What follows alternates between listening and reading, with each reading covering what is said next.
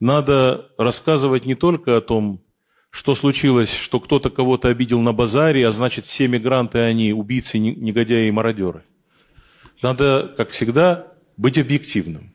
Вот я, например, был в Таджикистане впервые, кстати, в прошлом году вместе с делегацией Государственной Думы. Вот вам история. Поселок Шухроп в Таджикистане, бывший поселок шахтерский, в котором все разработки прекратились, все, работы никакой нет, несколько тысяч человек живет. В очень сложных условиях, живут очень бедно.